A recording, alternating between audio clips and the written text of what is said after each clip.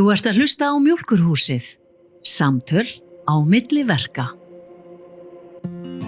Í þættinum í dag Skúli Björn Gunnarsson. Skúli sagnfræðingur og var forstöðumaður Gunnarsstofnunar á Skriðuklaustri frá árinu 2000 til loka árs 2025. Á þeim tíma tók hann þátt í að byggja upp stað þar sem saga, menning, rannsóknir, bókmenntir og ferðaþjónusta mætast á einstakan hátt.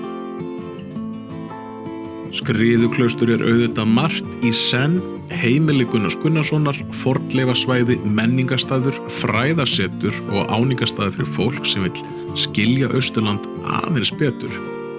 Í þættinum markmið að heyra hvaða tengsl Skúli hefur við Skriðuklaustur og hvernig það byrjaði, hvernig staður eins og Skriðuklaustur byggður upp sem menningar- og fræðastaður, hvernig fornleifarannsóknirnar mótuðu söguna og starfsemina og hvað tekur við þegar maður stígur til hliðar eftir 25 ár á sama stað. Heil Skúli, velkomin í Mjólkurhúsið. Já, takk fyrir það. Takk fyrir að gefa þér tíma. Það var nú lífið. Eða kannski hefur nægan tíma núna þessi missir. Já, það svona teginlegt. Herðu, mér langar að byrja að spyrja. Það nú náttúrulega voru velkomið á stað. Ef þú ættir að staðsetja þig, hvernig að ganga Skriðuklaustur á þessum tíma árs? Skriðuklaustur? Það náttúrulega bara allt komast á fullt og sumar svona að detta inn og ferðamenn farnir að detta inn af einhverju ráði og hópar að birtast og norrænu sem voru svona fastakunnar. Já. Og svona, þannig að það og svo þetta náttúrulega bara farfuglarnir konur á lóðina og Maríaslan var hann að gera hreiður undir sölunum. Og hún léttar í lund. Já. Það rétt. En segð mér náttúrulega eina af þeim ástæðum hverju ég vildi gjarnan fá því hingað í Mjólkurhúsið, en náttúrulega vegna þess að þú og náttúrulega kona, en þið eru búin að vera með, ég hef ekki segja bara annan fótinn við Skriðuklaustur núna síðasta aldarfjórðunginn. Jú, það nú svo að við erum búin að eyða helmingi gæfunar og Elisabeth, kona mín, náttúrulega búin að eyða meira en helmingi gæfunar á Skriðuklaustri þannig að hún var þar einnig sem barn. Nú? En þannig að ég ekki búin að eyða alveg jafn mörgum árum þó að það hafa vorið 26. Nei, en þú hefur agalega ábyrjandi þar hins vegar. Já, þetta það má svona segja það að maður hafi kannski verið bara orðin eiginlega of samvaxinn staðnum nánast held ég. Já. En þú starfaði hver var titillinn? Þú varst hvað, forstöðumaður? Forstöðumaður Gunnarsstofnunar starfið sem ég tek við 1. október 1999. Já, það var, ég var alltaf undir þeirri skildi alltaf þannig að þið tekið bara við strax 1. janúar árið 2000. Þannig að þetta rúmlega 25 ár. Já, ég tók við á síðustu öld, sko. Já. Við erum heppnir að geta sagt svona staðreyndir fleygt heim á borðið. En hvernig kom það til og hvernig kom það til að þú endar í starfi og voru einhver tengsl við Skriðuklaustur áður? Það eru nú kannski bara svona tilviljanir eins og oft vil verða í lífinu. Við vorum búin að einsetja okkur það, við byggum fyrir sunnan og vorum búin að einsetja okkur það að fara austur, flutt austur og hér að fyrir aldamót. Það var einlega svona bara stefnumáli hjá okkur. Og að því okkur langaði ekki til að ala börnin okkur upp í Reykjavík. Og eldri dótturinn, hún fæðist þarna 1. febrúar 1999. Þannig að þá var það að fara að drífa í flutningum og við erum flutt austur sem sagt í maí 1999. Og þá ég bara að fara að vera sjálfstætt starfandi í því sem ég hefði verið að gera árun og undan sem var þá í svona almannatengslum og auglýsingagerð og bókagerð og umbroti og slíku. Okay. Og var að vinna í stóru verkefni sem voru Íslandsskógar, 100 ára saga skógræktar á Íslandi sem var svona sem ég var með og vann frá til og skrifaði að hálfu á móti Sigurður Blöndal, skógræktarstjóra. Þið eru bæði hérna, eða ekki? Jú. Á Austurlandi?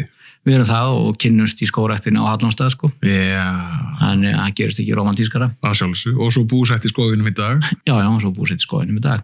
En síðan þetta sem sagt þannig að það við förum í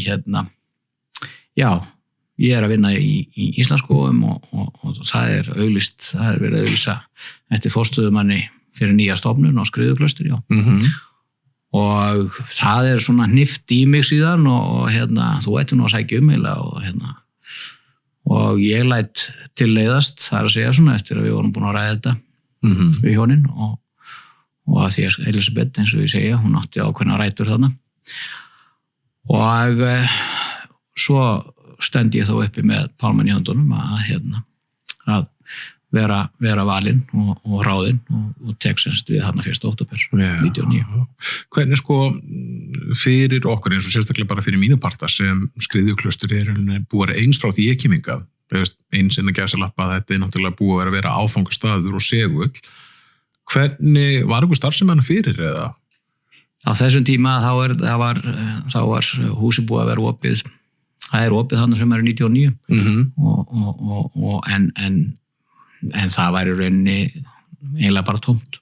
Það var bara nánast tómt hús. Það var auðvitað búin að vera þarna nokkur árabil gestaíbúð fyrir list- og fræðimenn í hlutahúsins og síðan var sem sagt var svona meira og minna eiginlega húsið bara svona tómt en hafti sýnis og voru settar upp smá sýningar en það var bara búið að vera þannig eftir að sem sagt þessi tilraunastöð í landbúnaði sem var þarna og síðasti bústjóri eða tilraunastjóri þau flytja út þarna 98. Já. Þannig við getum rauninni bara fleiktið fram að sýningin eins og flesti þekki í dag, náttúrulega kannski fyrir þá sem ekki vita hvar eða hvað Skriðjuklaustur þá náttúrulega Gunnarstofnun gerð til höfuðs Gunnars Gunnarssonar, hljóðstælings. Já. Ekki á Austurfrétt heldur rithöfundurinn. Heldur rithöfundurinn sem að fættist 1889, Og já, hún náttúrulega, hún verður til, Gunnarstofnun verður til 1997, það voru settar reglur, þannig að menn voru svona á leiðinni þetta var svona búin að hafa verið svolítið löng fæðing yfir í það síðan að svo loksins ráðinn fyrsti forstöðumaður og þá í rauninni liggur ekkert fyrir, þannig að fyrstu verk mín í starfi í rauninni bara að vinna ákveðna stefnu með stjórninu og hvernig við ætlum að skipuleggja þetta hús og hvað þarna verður og hvað verður starfsemi stofnunarinnar og þannig að þetta var spennandi að því leiti til að fá í rauninni að takast á við það að móta alveg svona nýja menningarstofnun og í minningu líka Gunnars Gunnarssonar sem var náttúrulega rithöfundar sem ég hefði kynst í gegnum þegar ég var að læra íslenska bókmenntir í háskólanum og hélt upp á líka að þannig að þá var þetta var svona hálfgert draumastarf. Var ekki líka bara dásanlegt að taka þá líka við stöðu sem var bara tómt blað og þú gast eiginlega sniðið í, ég hef getið sagt svona innan ákveðna marka eftir þínu höfði? Það var vissulega náttúrulega skemmtilegt og ekki bara áskorun heldur líka einhvern veginn.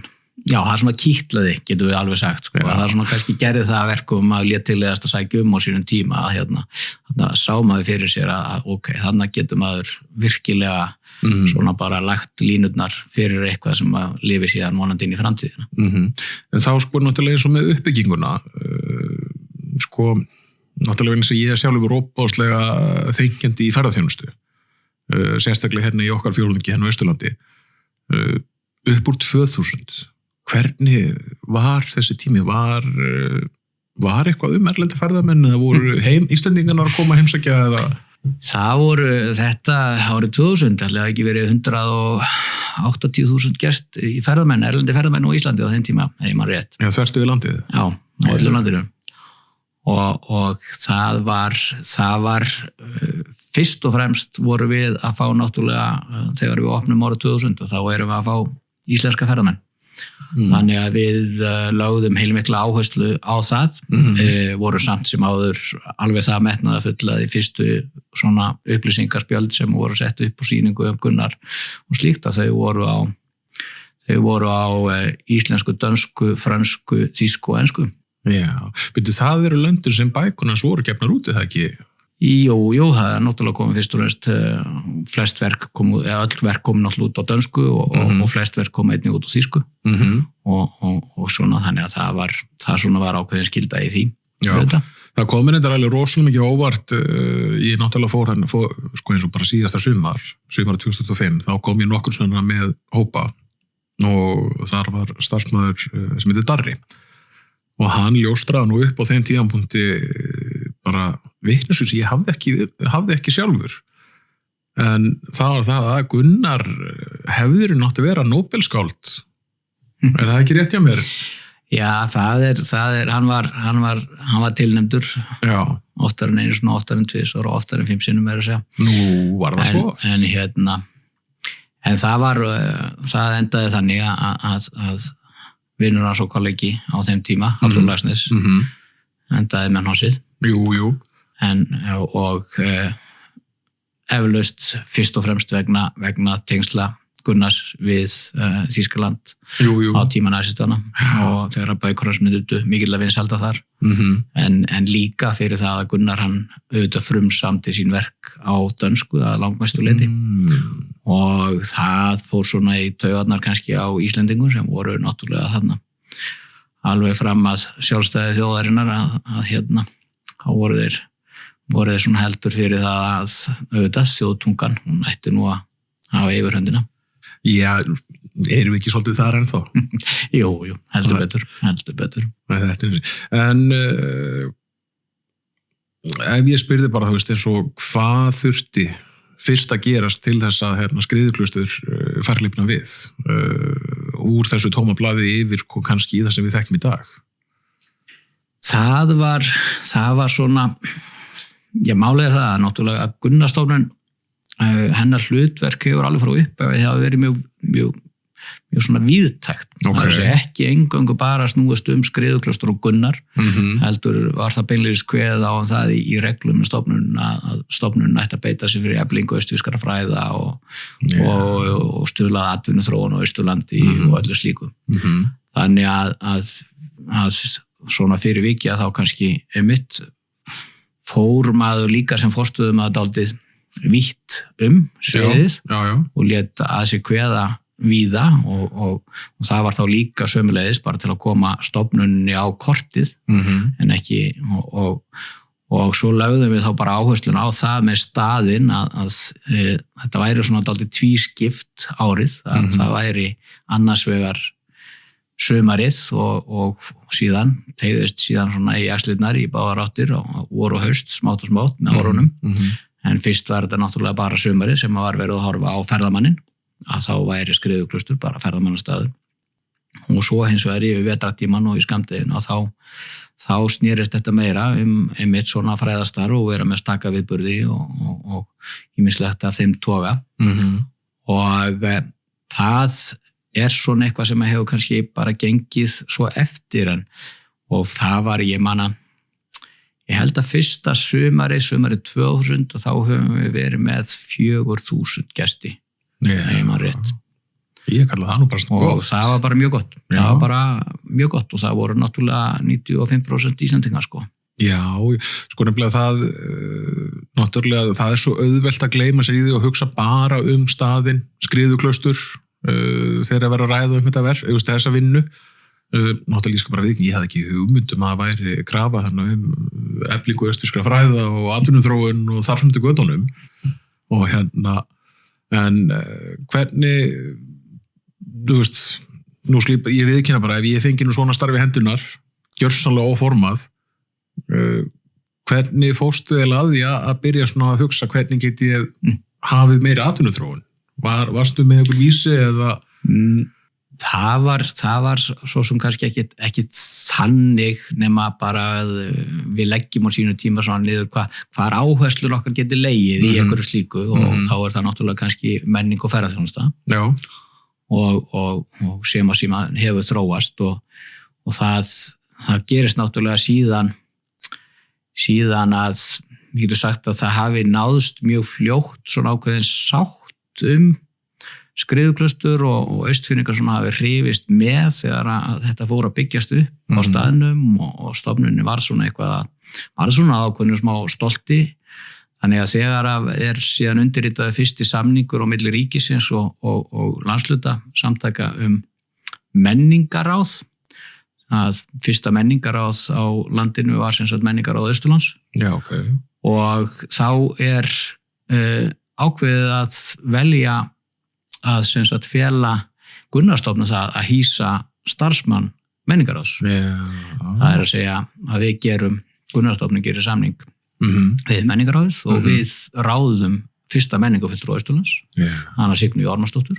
Já. Og þannig að í mörg ár þá unnum við Signý líka bara þétt saman í því og þannig var menningin hreinlega bara inni á borði hjá Gunnarsstofnun alla daga.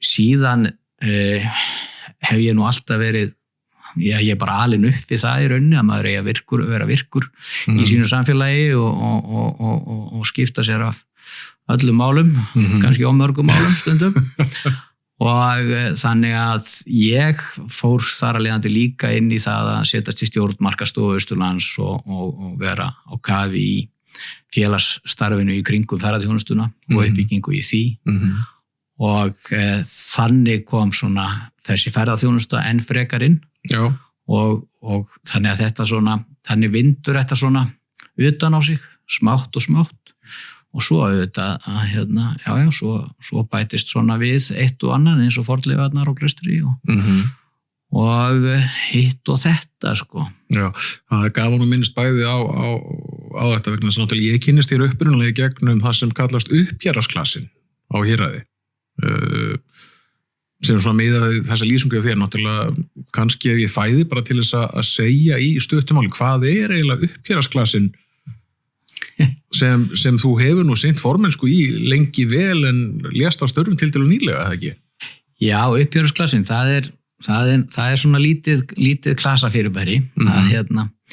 Það er ferðaþjónusta hér fyrir austan hefur nú og bara, það er alveg einkennandi, við getum sagt alveg, það er nú gott samstarfi á stóru svæði og hér yfir alveg og hefur var innan Markaðsstofunnar og svo vorum við líka með eitthvað sem hét ferðamálasamtök Austurlands og síðan svona saminast þetta svolítið inn í Austurbrú en mér hefur alltaf þótt mjög álitlegt og það hefur alveg sýnt sig reynslan af því að hafa til dæmis, við getum bara nefnt svona lítinn klasa sem var til fyrir löngu á síðustu öld bara hjá honum Helga heitnum Argrínsson á Borgarfirði og hét ferðamálahóp á Borgarfjarðareystri að hann kom ótrúlega mörgu í verk sá litli klasi og þegar að svona urðu meiri sameiningar í ferðaþjónustunni á félagssviðinu að þá þótti mér alveg vert að reyna að hafa svona lítinn klasa hérna á svæði sem að væri með sameiginlega hagsmuni eins og upphéraðið og þetta klasasvæðið í upphéraðsklasanum skilgreina sig hér frá Grímsá og upp í Kárahnjúka eiginlega og það var reyndar mjög skemmtileg fæðing samt á þessu, þetta byrjar eiginlega sem samgönguklasi því að Svenni heitinn hjá Tanna að hann var mjög áfram það að við myndum reyna að koma á áætlunarferðum inn í Fljótsdal og sérstaklega svona eftir að fjölga hann á vinnustöðum og hafa búið að opna Snæfellsstofu náttúrulega og það var heilmikið að gera inn í Fljótsdalsstöð og sumarstarfsmenn og allavega hana. Þannig að það var svona pælingin að reyna að byrja með áætlunarferðir. Þannig að maður kæmust nú frá Egilsstöðum og inn í paradísinu þar í Fljótsdal á auðveldan máta. Og þetta var nú þrjóskast með þetta í 2 ár og í tengslum við það þá náttúrulega erum við að fara að búa líka til meira kynningarefni okkur svona sameiginlega og þannig eru til fyrstu bæklingarnir þetta á allir sé ekki svona 2013 hugsa ég sem að það eitthvað svo leiðis. Jafnvel. Já. Náttúrulega eins og ég kem náttúrulega inn í þetta samtal hjá okkur 2020 þegar ég tek við náttúrulega fjórhjólulegun sem var inn á Hallóstað hérna inn í skógi og ég skal viðurkenna bara með horfi svona, nú vorum við 6 ár ég horfi svona þvertið bara hvað hefur þið gert, bæði yfir Fljótsdal og svo náttúrulega í kringu skógin það hefur svo sem ekki vantað hugmyndinar og langflesta hafa verið framkvæmdar náttúrulega kannski vegna þess að þú hefur náttúrulega verið drifkraftur í styrktarumsóknum og veit ekki hvað eins og nú þarf þetta hjálp mér, eins og með bara ekki Locatify eða hvað þetta heitir nú allt saman? Jú, alls konar leikjavæðing og alls konar nýjungar sem búið að prófa innan klassans og bæði sameiginlega og síðan hafa menn verið, eins og þú segir, að komið svona eldhugar eins og þú og fleiri og sett eitthvað að stað og hafa kannski hafa ítt undir það að það væri svona samstarfi kringum, þannig að það væri svona auðvelt að kannski að koma sér svolítið á framfæri, þannig að þess að klassinu væri alltaf að kynna sig saman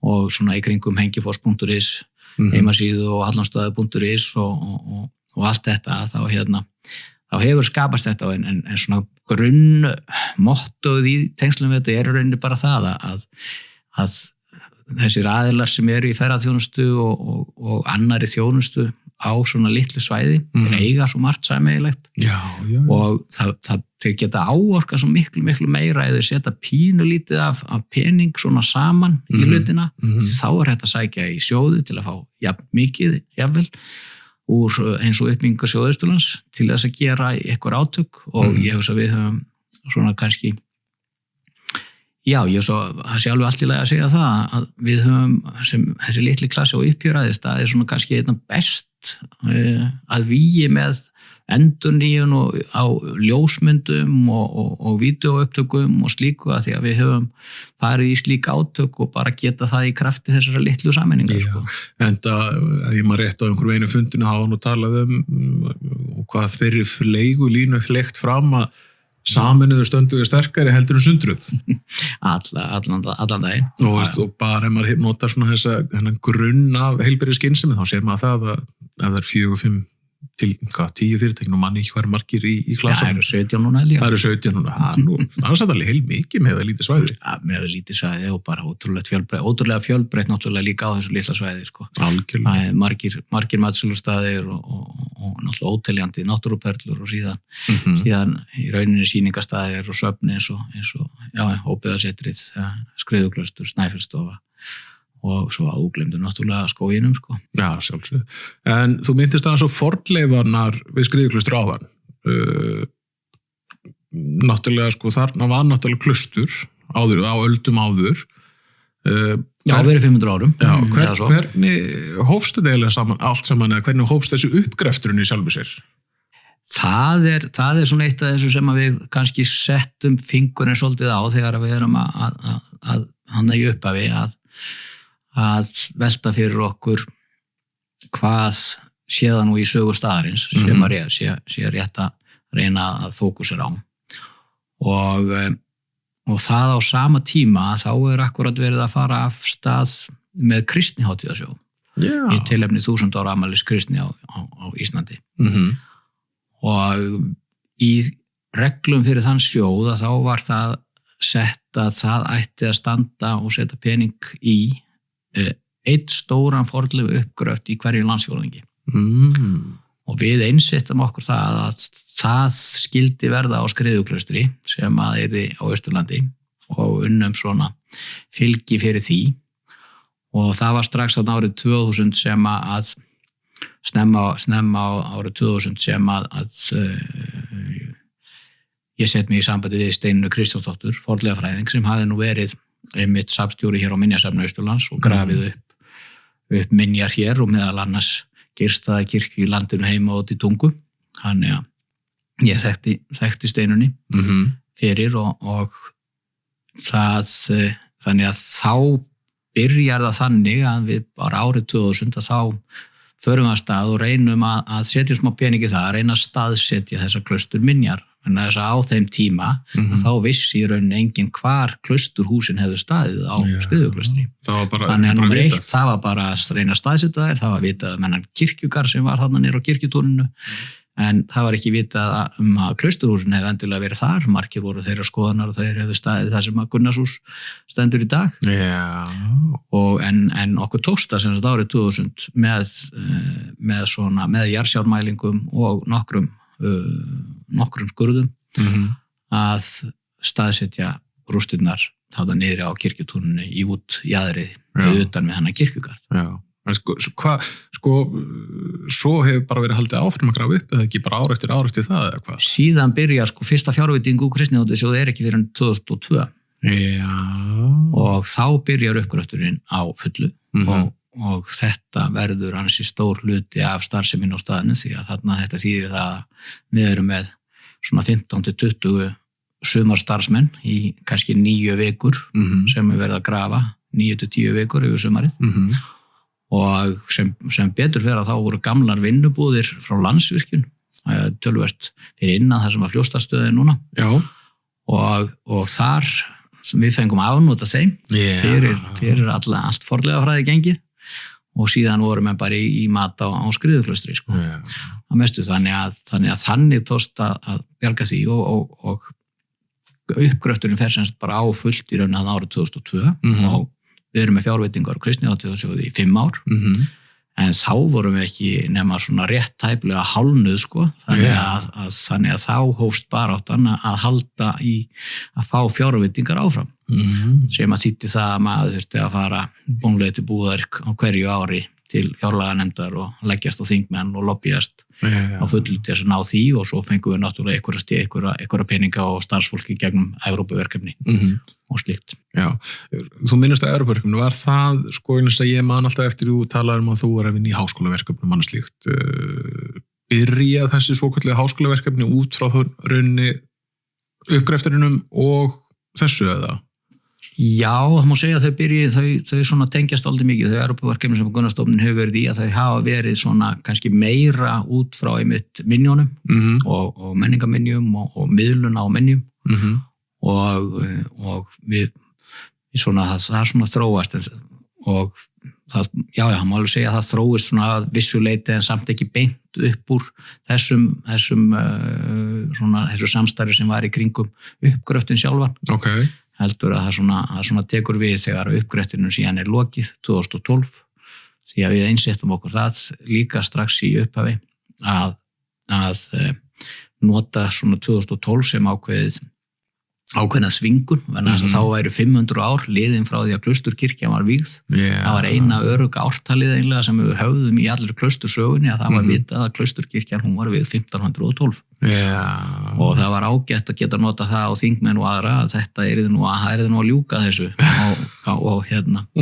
og við líka við tókum svolítið aðra stefnu við byggum til sérstakt félag í kringum uppgröftin sem við kallum Skriðuklausturs og við settum það kemur fram strax í fyrstu fundargerð þess félags sem er 2001 sennilega að við ætlum að klára þessa rannsókn eða þegar uppgrættur verði lokið þá ætlum við að gefa út bók fyrir almenning rannsóknuna sem að Steinunn Kristjánsdóttir skrifaði síðan snilldarlega og vakti landsathygli og seldist vel, hún var algjör nýjung að svona fornleifa rannsókn, að henni væru gerð skil á mannamáli og svona skrifuð fyrir almenning og almenna markað en ekki bara á vísindamáli og sömuleiðis settum við okkur líka það markmið þarna strax í upphafi að við ætlum að ganga frá fornleifunum þannig að þær eru aðgengilegar ferðamönnum og lögðum líka allan tíman sem við vorum að grafa áherslu á þá að það verið aðgengilegar ferðamönnum og við vorum með leiðsögn svæðis og hann Dr. Sigurður Ingólfsson lesaður sem hann les nýlega hann var einmitt nokkur sumur og þá var hann að leiðsegja þarna ferðamönnum og þannig að þetta var svona við lögðum strax svolítið áherslu á þessa miðlun En sko ef við horfum þá kannski yfir þetta uppgraftra verkefni í heildina Hvað er það sem kom þið mest á óvart í uppgreftrinum? Já, það náttúrulega bara, það var eiginlega bara allt sko, því að þetta er fyrsta klaustri sem er grafið upp í heild sinni og það er ekki starfandi nema í rétt 60 ár og það að minningin það hafi verið horfin algjörlega og búið að stroka það út hjá fólki strax bara á 19. öld hvar klausturhúsin voru að það er svo merkilegt að hvernig við höfum reynt að loka á þessa kaþólsku fortíð og síðan náttúrulega bara kemur þarna í ljós svo stór saga bara þarna hafi verið rekin spítali, þetta er svona í fyrsta sinn sem það staðfestist í fornleifarannsókn að það hafi verið þessi klaustur, miðaldaklaustur á Íslandi hafi verið bara náttúrulega kópí af því sem við þekkjum frá meginlandinu og í starfsemi og líka svona í nokkurt svona eins og húsaskiparinn sett upp þó að okkar byggingarefni hafi ekki henst alveg eins vel og grjótið í útlöndum en þessi saga sem líka bara í kirkjugarðinu, það svona kannski það sem maður hugsa mest sko, þarna það voru opnaður 300 grafir og þær eru allar frá klausturtímanum. Við skulum segja að þeim hafi nú tekist að lækna einhverja því að það að segja að það gilti náttúrulega svona klausturkirkjugarða að þú gast keyptir legðar vissulega en annars átti þú ef að þú bjóst í Hljósdalum að þá átti þú bara að vera grafin inn á Valþjófsstað þar sem Sóknarkirkja var en þannig að fyrst og fremst voru það þeir sem létust á staðnum sem voru grafnir í klausturkirkjugarðinum þeir sem létust á spítalanum og þessi bein þessara 300 einstaklinga að það svo mikil saga í þeim sem að væri svo gaman að skoða enn frekar. Það náttúrulega búið að gera ýmsar rannsóknir og við vorum með beinafræðinga með okkur og forverði á sínu tíma og þannig að við fengum mjög fljótt töluvert miklar upplýsingar og bæði sjúkdóma og annað. En ég held að svona kannski það sé sem að stendur upp úr í mínum huga í dag og mér hefur alltaf dreymt og dreymir áfram að gera og maður har ekki komið í verk sko, það raunin að ná að segja betur og rýna betur inn í sögu þessar einstaklinga sem voru þarna og báru beinin þarna fyrir 500 árum síðan. Það eru einhverjur af forfeðrum okkar sko, og fórum aðrum. Það sko, nú hef ég heyrt glefsur svona í og með náttúrulega út að þú minnist á spítalan einhvern tímann heyrði því fleygt fram að það þegar fólk allalega Norðurlandi komið hingað austur til þess að hitta þá munkan og til í von og óvonum að læknast er þetta rétt svona staðhæfing eða? Já, sko Skriðuklaustur náttúrulega það var eina klaustri sem var svona hérna á austur hluta landsins þegar þú þurftir að fara, það var náttúrulega klaustur í Eyjafirði og síðan voru reynda 2 önnur klaustur í Þykkvabæ og á Kirkjubæjarklaustri sem voru þannig séð innan Austfirðingafjórðungs hins forna en þetta var eina klaustri hérna svona fyrir austan þessi stóru fallvötn eins og Jökulsá á Fjöllum og síðan á Skeiðará sko, getum við sagt þannig að það var leitað örugglega til Skriðuklausturs víða að og það sýnir sig alveg það sem búið að lesa út úr svona lækningasögu að það var verið að beita aðferðum á spítalanum á Skriðuklaustri sem voru bara þá til þess að gera nýlega uppgötvaðar eða nýlega búið að taka í notkun í klausturum á meginlandinu þannig að barst þekkingin mjög hratt á milli landa í gegnum klausturreglunar. Já. Þetta interessant, við getum örugglega að tala bara uppgröfturinn og klaustri bara næstu 3-4 tímana ef eitthvað dyttaði í hug. En mér langar að fara aðeins aftur í menninguna og ferðamennskuna. Hérna það sem ég var búin að punta niður hjá mig, þú ert nú sennilega eiginlega búin að svara því. Og það sko, fyrsta spurningi var hvernig hefur Skriðuklaustur þróast sem áfangastaður? Ef við horfum bara frá fyrsta degi, bara sumarið 2000 og svo bara til sumarsins 2025. Já, Skriðuklaustur hefur náttúrulega þróast sem áfangastaður meðal annars að því leitinu til að það hefur breyst svolítið svona, hefur breyst samsetningin á ferðamanninu. Skriðuklaustur hefur líka þróast sem ferðamannastaður. Ég get sagt að það séu svona sem staður, sem áfangastaður með 3 stoðir. Hún stendur á 3 stoðum og það þá Gunnar og þetta einstaka hús hans sem hann byggir og hans saga og slíkt og síðan fornleifarnar en auðvitað síðast en ekki síst veitingarnar. Já. Af því að Elísabet náttúrulega nær að byggja upp orðspor klausturkaffis þannig að rómað og það skiptir bara höfumáli fyrir staðin svo þennan og það eitt af þessu sem var sett niður á blað þarna áslög 99 sko, að við ætluðum líka að hafa góðan gott orðspor af veitingum, þannig að þetta væri raunverulegur áfangastaður þar sem þú kæmir og eyddir nokkrum klukkutímum helst.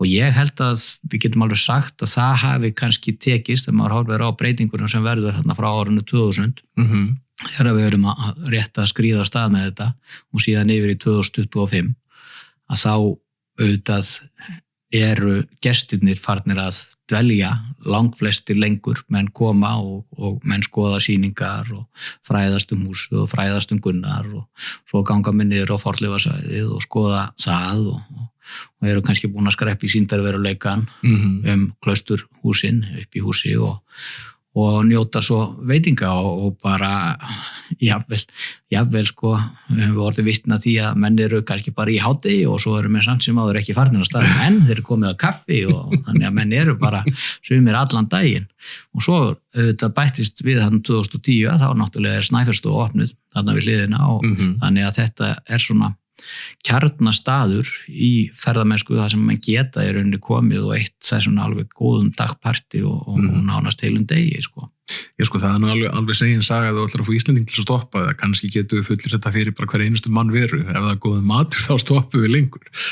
Já það er ekki spurning og það er eitt af því sem er einmitt lykilatriði í sambandi við að mínu mati, í sambandi við uppbyggingu á svona menningar og sögu stöðum að það verður að muna að huga að því líka það er ekki alveg nóg að það þarf stundum svolítið svona viðbót sem að við getum verið að nota til þess að lokka ferðamannin inn á staðinn sko og þá getum við kannski sett eitthvað fræ í vasana hjá hann eitthvað annað af því að hann ætlaði bara að koma að fá sér að borða eitthvað svoleiðis sko en fer síðan út með fróðleik að já, þetta nú kannski þetta taka skoða hvort ég finn ekki eitthvað að bóka eftir svona höfund þarna sem kallir sem að byggja þetta hús, skrýtna hús þarna og svona, og það er svona það sem við höfum lagt alveg með frá upphæfi, það er rauninni og ég sagði nú starfsfólkinu löngum og hefur löngum svo sem verið einlega hjá okkur sko að við viljum helst bara þegar að fólk fer úr húsi að þá viljum við helst að við séum búin ná að fara svo innilega með það í gegnum húsið að við bara kveðið það með handabandi í dyragættin og með þau orðavörum að já ég það nú að kíkja í bóku eftir Gunnar. Já, það er alveg enda sko, er það ekki rétt hjá mér að bækurnar hans Gunnars eru kenndarina fyrir austan í hvort það sé framhaldsskóla eða grunnskóla, nú man ekki hvort það er. Þær eru nú oft í menntaskólanum en oft tekið fyrir og svo en eins og aðrir látnir höfundar að þá er ekkert á ísan ráa með það að halda í lesendur. Nei. En sem betur fer að þá hefur samt sem áður þróun og orðið svo varandi Gunnar að hann okkur hefur tekist að halda á honum frekar vel á lofti. Aðventa er náttúrulega svona klassík sem að hefur slæri með hjarta þjóðarinnar bara meir ár frá ári og síðan sömulegis vorum við að fá núna loksins og svona alveg ákveðin loka punktur eða gaman að því það skildi nú takast á síðustu mánuðum mínum í starfi að fá nýja enska þýðingu sem að koma út í Bretlandi fyrir síðustu jól og var stillt fram í öllum helstu bókaverslunum í Bretlandi sem að þetta er jólabókin, þetta er bókin sem að er fyrir Íslendinga eins og sko jólasaga Dickens fyrir Breta sko. Bíddu, hvenær var það? Það var nú fyrir var það ekki réttar nú hættir bara í desember sem var stór viðburður vegna aðventu í Reykjavík. Já, við vorum með þarna í nóvember í svona, það voru 50 ár liðin frá andláti Gunnars, þá vorum við með stóra þá vorum við með málþing og stóran viðburð og lögðum undir okkur reyndar bæði Eddu og Veröld fyrir sunnan vegna þess að málþingi var í morgun en síðan eftir hátti að þá lásum við aðventu á 20 tungumálum samtímis í heildsinni og svona stækkuðum aðeins þessa hefð okkar sem hefur verið að lesa alltaf aðventu upp allavega í báðum Gunnarshúsum í byrjun desember. Já, þetta, ég skal nú viðurkenna það og það er kannski skömm eftir öll þessi ár hérna, ég er ekki ennþá búin að lesa aðventu en þú varst von á góðu. Ég von á góðu, kannski frúin laumins undir jólatriðið að koma til jól, en hérna þú ert náttúrulega búin að segja hvað þetta var, hvað það sem breytti bara þessu stoppi, Skriðuklaustri, því að ég get alveg svo sem bara til þess að bæta við þar. Náttúrulega, mín fyrst ár þá fekk ég mjög reglulega þegar hádegishlaðborðið byrjaði. Þá fekk ég datt inn einhver SMS-keika, herðu, við erum að fara upp í Skriðdal, allar að koma með. Og þá var það bara heimsókn til þess að koma og fá sér í gogginn, Já. Nei, það er svona líka, en það er svona líka kannski alveg rétt að nefna það varðandi uppbygginguna og hversu vel það hefur gengið að það snýst líka dálítið mikið það að vinna hjarta heimamannsins. Því að ef þú ert ekki með nærumhverfið með þér og það er nú það sem við höfum líka svona fyrir vikið reynt að leggja áherslun á að vera virk í nærsamfélaginu að þá gengur miklu erfiðlegar að byggja upp allt svona og ennum leiðut góð með heimamann með og hann er farin að koma reglulega á og svona þá segir hann vinum sínum og fjölskyldumæðluminn sem er að koma í sumarfríinu eða einhverju að þá bendir hann þeim á þetta og það er, ég held að það sé eiginlega alveg segin saga að það er sjaldan allavega hana svona, ég held að sé mun erfiðar að halda lífinu í einhverjum stað ef hann er eingöngu að höfða til kannski bara erlendra ferðamanna og punktur og búið, Já, ég held að sé bara alveg hárétt hjá þér, Hérna bara eins og náttúrulega sem ég var að hugsa núna, hvernig var eins og það er nú oft alveg COVID í þessum þáttum, ekki þegar maður sé að endur upplifa allt það, en eins og yfir COVID-tíman, þá náttúrulega voru bara nánast Íslendingar á ferðinni. Já. Upplifðirðu eða að það var nýr, markhópurinn að gæsalappa sem uppgötaði þá Gunnar og bara starfið sem var hann.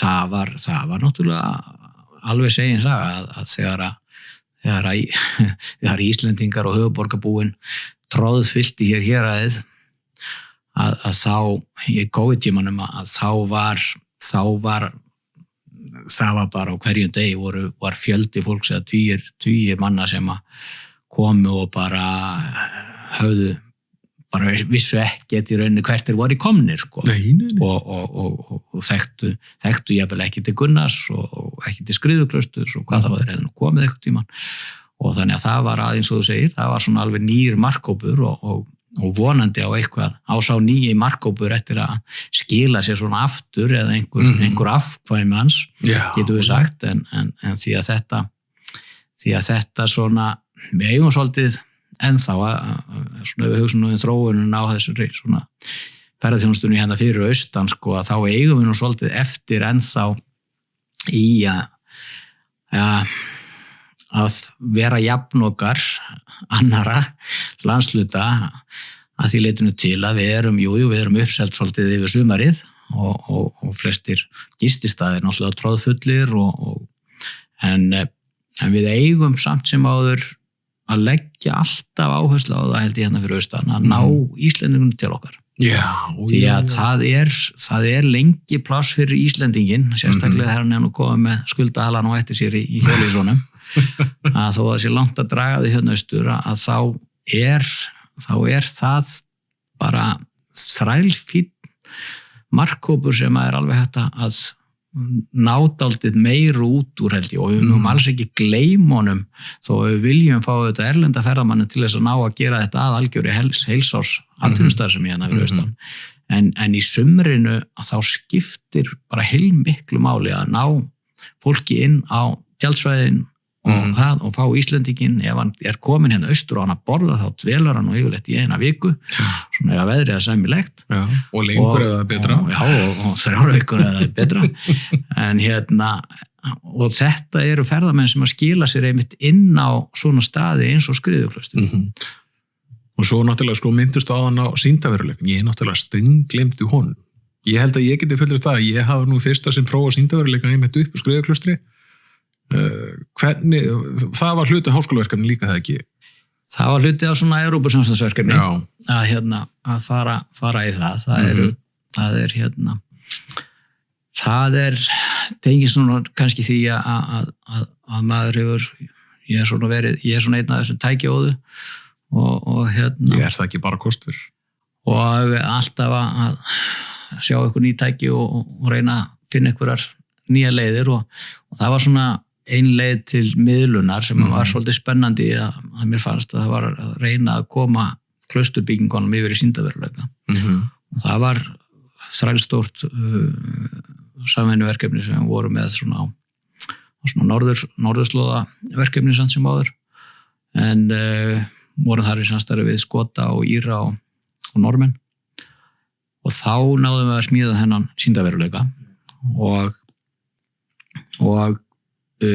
það var svona eiginlega í fyrsta sinn sem að þeir var búið hér á landi allavega en að ganga einhverjar slíkar gamlar byggingar og ég er nú þeirra skoðunar eftir það að ég held að það sé mjög mikilvægt að mæta svolítið væntingum yngri kynslóða og slíkt. Það er bara, þú notar ekki sama magna texta og fyrstu upplýsingarspjöldunum sem vorum að semja árið 2000 og þú setur upp í dag. Þú þarft að nálgast og miðla hlutunum og allt annan hátt nema þú allir bara að skella í lás, sko. Já. Og sýndarveruleiki er eitt og síðan er önnur svona litli bróðir sýndarveruleikans eða einlega stóri bróðir er svona aukinn raunveruleiki eða augmented reality. Jú. Og það er eitthvað líka sem að við okkur tókst að gera svo sem svona skátengt við verkefni líka að við erum líka komin auðvitað þarna með á Skriðuklaustri eða við vorum komið með svona lítinn leiðsögumann stafrænan sem að gengur húsið og birtist í símanum hjá þeim sem eru að virkja þessa leiðsögn og talar við börnin eða fjölskyldunar. Svo er það bara það, þú veist, náttúrulega í mínu uppeldi þá náttúrulega fóð maður og þó nokkuð söp sem krakki, þú veist, ferðalagi kringum landið eða þegar maður erlendis. Ég skal viðurkenna, ég held að fyrsta skipt sem ég áttaði mig á því að leiðsögn á svona söguríkum stöðum skiptið mig alveg var þegar ég var sjálfur í hringleikahúsinu í Róm og ekki það ég ætla að fara að byggja alla þá sögu en ég skal viðurkenna þarna var ég náttúrulega bara úlingsaldri en leiðum maður heyrði eins og í þeirri ágætu byggingu hvað í raunverulega átti sér staði staðan fyrir það sem maður séð í bíómyndum eða lesið á Wikipedia eða hvað það var það breytir upplifunum svo gífurlega. Ég veit ekki hvort ég að segja að maður fjárfesti meira tilfinningarlega í heimsókninni staðan fyrir að lesa einhver spjöld, þú veist, fyrir mína kynslóð. Og svo sér maður eins og með stráki minn að hann hefur hingað þolinmæði fyrir upplýsingarspjöld. Nei, og fæstir eru þar í dag, sko. Það er, en þetta er nákvæmlega svo þú segir og þetta er stundu talað og ég skrifaði eins svona erlend kenning sem að það talað töfrahring í þessu sambandi og það hugtak svona hefur nú verið þróað yfir úr tölvuleikja heiminum og yfir í rauninni þetta en við erum alltaf tilbúin til þess að svona fara í ákveðin leik og töfrahringurinn byggist svolítið á því að þú er tilbúin til þess að stíga inn í einhvern annan heim og gleyma þér þar, þá eru upplifunum miklu sterkari en þú þarft alltaf það þarf eitthvað að vera svona til þess að ýta þér af stað en þannig að við getum horft á svona stað eins og Skriðuklaustur sem ákveðin þetta er svona töfrahringur og síðan er ferðalagið þitt sem gerst þangað að það hefst löngu áður og komin á staðinn, það hefst svona, það er farið að tala um það, við erum nú að heimsækja Skriðuklaustur og hvað er nú hann að Skriðuklaustri og þú fer og flettur upp á síðunni og heimasíðunni og sér þetta og svona, það fara að byggja upp væntingar svo er komin á staðinn og þú stígur inn í töfrahringinn en þá þarf að vera miðlunin að vera með þeim hætti að þú svona gefur þenn á vald einleið til þess og langbesta er auðvitað að vera eins og hefur alltaf verið á Skriðuklaustri að það er bara persónuleg leiðsögn það er bara þeir sem eru í gestamóttökunni að þeir taka á móti fólki og segja fólki svona undan ofan af öllu og eru til í að spjalla og svara, að þá ertu komin í beina tengingu við söguna og staðinn í gegnum mannlega þáttinn. Önnur leið síðan það sem við gerðum með að búa til svona lítinn stafrænan leiðsögumann, að þá ertu komið með svona alveg niður í yngri kynslóðina að eitthvað nýtt og spennandi sem svona ákveðin leikur í, þú ert að finna staðina það sem Uggi litli birtist og hvað ætlar hún að segja þarna og svo gefur hann þig vísbendingu kannski að þú þurfum að skoða eitthvað annað og svona og þannig að þú leiðir fólkið svolítið áfram með þessu og það að búa til svona lifandi og skemmtilega leiðsögn og ákveðin leik í því sambandi. Og þetta síðan, svo þegar þú ferð af staðnum og ferð út úr þannig töfrahringnum svona aftur og ferð af staðnum, að þá býr eitthvað með þér svona eftir, sko, að þá þú ert komið með eitthvað upplifun og þá skiptir líka alveg máli að það sé eitthvað svona sem viðheldur þeirri upplifun einhverju leyti. Algjörlega. Og bara svona lítið dæmi það að það þá eins og til dæmis við Ugga litla stafræna leiðsögumann okkar að þú ert þá með spjaldið, þú getur fengið Ugga litla til að birtast bara á spjaldinu hjá þeir, að þú getur bara nota spjaldið sem bókamerki, en það minnir þið þá alltaf á þetta og kveikir á þessum hugrenningatengslum til staðarins. Nei, ég man alveg fyrst þegar ég sá bara á samfélagsmiðli hjá okkur þegar ég kynntu þetta, ég held ég hafi prófað þetta með þess að í fyrstu heimsókninni í fyrra, þú veist, þegar ég leiði ykkar leiðsögumanni að taka ferðamenn síðan með, þá gekk ég og skemmti mig konunglega. En segjum mér hana, nú ég mjög hugsi, 25 ára á sama stað. Hvernig breytist maður þegar maður vinnur svona lengi á sama staðnum? Já, það er nú það, sko. Við Elisabeth sögum það nú í viðtali sem birtist við okkur árið 2000 þegar við byrjuðum að við ætlum að gefa þessu 5 ár. Þetta var svona bara að taka á uppbyggingunni og vera í þessi 5 ár, svo fyrir við eitthvað annað. Það sá árafjöldi 5-faldaðist. Jú. Og það er nú kannski bara fyrst og fremst vegna þess að þetta er bara búið að vera svo skemmtilegt, sko. Það er ekki. Allan enn tíma og sömuleiðis líka ég lenti í einhverju samstarfsverkefni, menningarsamstarfi sem var hérna milli Austurlands og Donegal á Írlandi og Vesturúlun í Noregi. Þá lenti ég til Írlands einu sinni þegar við vorum að draga Írana inn í það samstarf. Þar heimsóttum við nokkra menningarstaði, ég og norski fulltrúar sem vorum að fara hérna á milli. Og þá komum við á eitt svona safn sem var svona persónusafn listamann sem hefði líka safnað mikla listaverkum eftir aðra og svona. Og þar var forstöðumaður. Hann hefði verið rosalega aktífur svona í kreðsunni sem var í kringum menningaruppbygginguna í Donegal. En svo hafði hann svona farið að sjást alltaf minna og minna, en hann var nú enn forstöðumaður þarna og maður heyrði svona á hinum úr þessari kreðsu, sko, að þeim svona fannst það nú vera hérna, hann var léti nú full lítið til sín taka orðið bara og væri nú svona eiginlega bara sinna starfin og ekkit annað.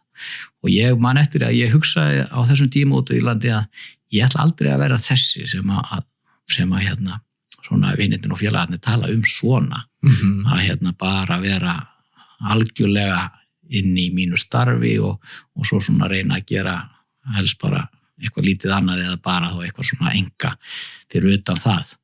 Þannig að þess vegna hefur mann kannski verið alltaf eins og útspýtt hunskina í þessu að reyna að finna upp á einhverju nýju og sömuleiðis bara hef ég notið þeirra gæfu að hafa stjórn sem að var nýjungagjörn og leiðið svona gaf mér sem forstöðumann í lausan tauminn á meðan ég gerði ekki eitthvað algjört fíaskó og þannig með því að hlaupa bara allan tíman og vera duglegur í að finna nýja samstarfsæðala og stækka svona samstarfsnetið, hvort sem að það var nú til útlanda eða innanlands, að þá einhvern veginn bara varð aldrei neitt dagur eins og alltaf eitthvað nýtt og spennandi sem að gæti tekst á við. Já, en ef við horfum tilbaka, þetta náttúrulega er langur tími, 25 ár, eitthvað eitt fyrir eitthvað annars sem stendur mest upp úr hjá þér eða?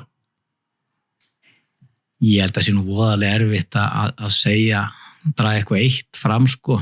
Það er þetta á svona eins og segja, þetta er aldrei langur tími, sérstaklega ef maður fer að segja sko í aldarfjórðungur. Jú, ef maður nota þau stóru orð.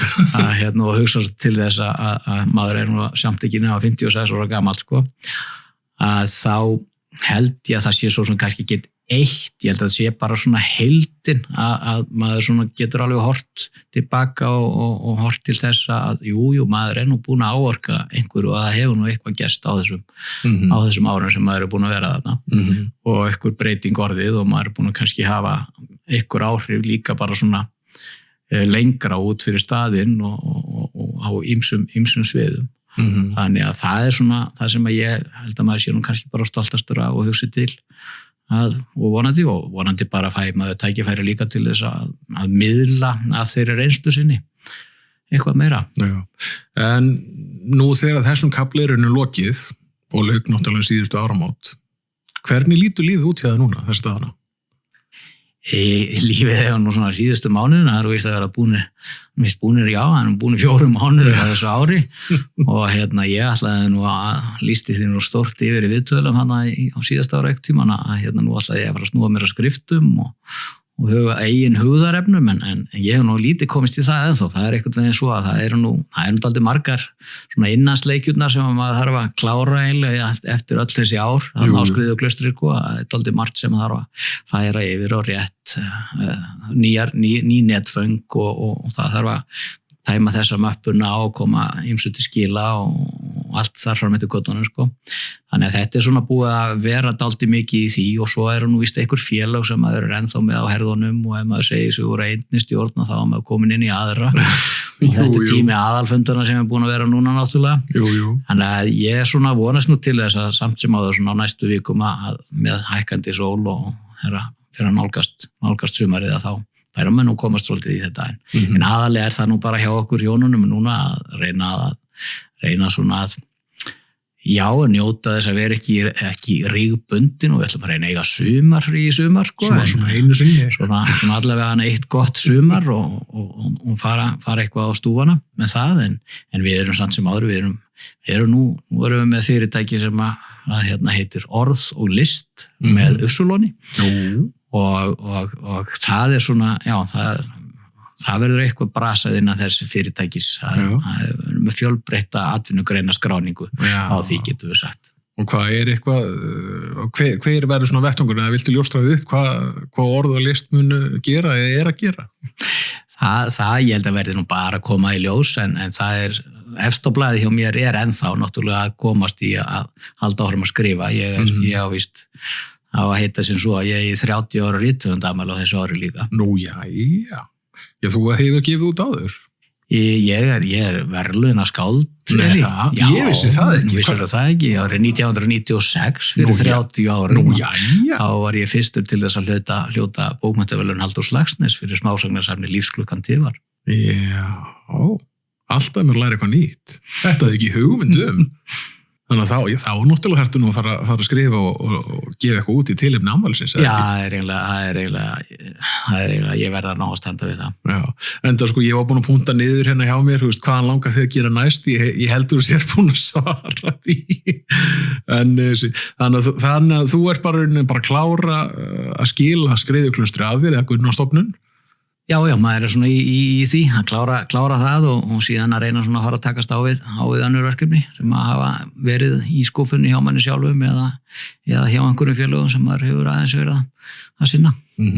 Ég held að þetta sé bara góður lokapunktur hjá okkur Skúli. Bara takk innlega fyrir að koma og gefa það tíma á milli verka í Mjólkurhúsinu því ég heyri að þau eru ekki búin hjá þér. Nei, bara takk kærlega fyrir að bjóða mér og takk fyrir kaffisúpan. Það er greinilegt að Skriðuklaustur er ekki bara staður í sögu Austurlands heldur staður sem hefur verið byggður upp á fólki, þekkingu, þolinmæði og löngum samtölum við fortíðina. Við þökkum Skúla kærlega fyrir samtalið, fyrir sögurnar og fyrir að gefa sér tíma með okkur á milli verka. Ef þú hefur ekki komið að Skriðuklaustri lengi eða hefur kannski bara rennt þar hjá, þá er vert að staldra þar við. Þar mætast bókmenntir, fornleifar, menning og landslag á hátt sem segir meira en maður nær að sjá í flýti. Mjólkurhúsið unnið í samstarfi Austurfrétt sem við viljum þakka fyrir stuðninginn. Þangað til næst, takk fyrir að hlusta.